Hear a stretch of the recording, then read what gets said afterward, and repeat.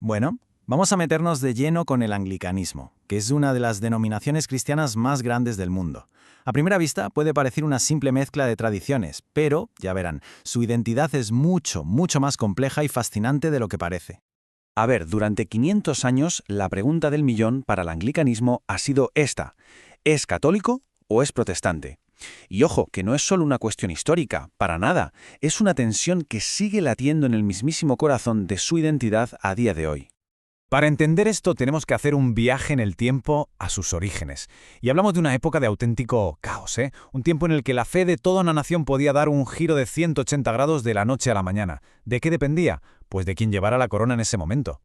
Y todo empieza con el famoso rey Enrique VIII. A ver, esto es crucial para entenderlo todo. Su ruptura con Roma no fue por una crisis de fe como la de Lutero. Fue más bien una decisión política, casi una cuestión de Estado, movida por su obsesión por tener un heredero varón para asegurar su dinastía. Pensemos un momento en este vaivén, es que es una locura. Inglaterra pasa del catolicismo de Enrique a la reforma súper radical de su hijo Eduardo, para luego volver de golpe a una restauración católica brutal con María I. Y finalmente llega Isabel I e intenta poner un poco de orden y equilibrio. Hay que imaginarse lo que era vivir en una época así, donde la religión oficial de todo el país dependía, literalmente, de la persona que se sentaba en el trono. Y esta montaña rusa religiosa se ve perfectamente reflejada en los documentos oficiales. En apenas unas décadas se pasa de los 6 artículos de Enrique, que eran tan católicos que los podría haber firmado el propio Papa, a los 39 artículos de Isabel, que ya sientan las bases de un sistema con una influencia protestante clarísima, y que de hecho define al anglicanismo hasta hoy. Entonces, la pregunta es, ¿cómo se define una fe que se mueve entre dos polos opuestos? Pues la respuesta es una idea teológica muy particular. En lugar de elegir un bando, decidieron construir un puente entre los dos. Y a ese puente lo llaman la vía media, el camino medio. Esto es clave para entenderlos. No se trata de ser tibio o de quedarse a medio camino, sino de un esfuerzo deliberado por conservar lo que veían valioso de ambos mundos. Por un lado, la estructura, la liturgia y la historia del catolicismo, y por otro, las ideas teológicas centrales de la Reforma. Y para que esta vía media funcione, se apoyan en un principio que llaman comprehensiveness, que vendría a ser como una amplitud de miras o una gran capacidad de abarcar. Básicamente permite que dentro de la misma iglesia convivan puntos de vista muy pero que muy diferentes. Por ejemplo, te puedes encontrar una parroquia High Church con una misa que parece casi católica, y al lado una Low Church con un culto súper sencillo y de estilo protestante, y ambas son al 100% anglicanas. Pero claro, para que toda esta diversidad no explote, tiene que haber algo que la mantenga unida. Ese algo es lo que se conoce como el cuadrilátero de Lambeth.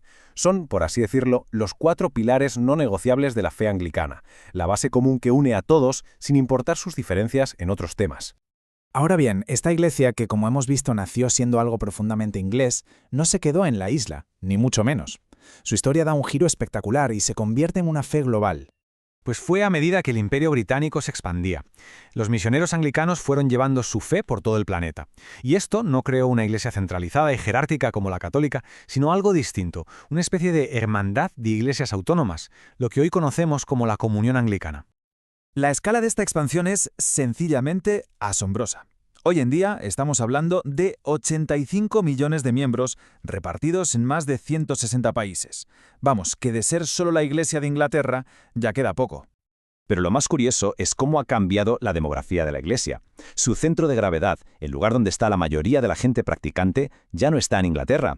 El corazón del anglicanismo ahora mismo late con muchísima más fuerza en el llamado sur global. En África, en Asia, en América Latina, ahí es donde están la mayoría de sus fieles.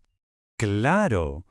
Este crecimiento global tan espectacular trae consigo un desafío enorme. ¿Cómo se las apaña una comunión tan diversa para enfrentarse a los problemas y las complejidades del mundo moderno?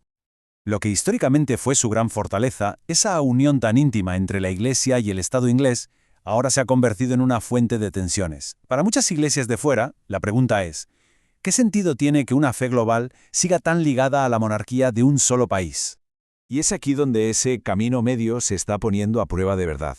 Temas como la ordenación de mujeres o los derechos LGTBQ+, están abriendo grietas muy profundas. La tensión entre las iglesias del sur global, que suelen ser mucho más conservadoras, y las de Occidente, más liberales, está llevando al límite la capacidad de la comunión para mantener a todo el mundo bajo el mismo techo. Y todo esto nos lleva a la pregunta final. ¿Puede un modelo que nació en el siglo XVI para unir opuestos sobrevivir a la polarización tan bestia del siglo XXI?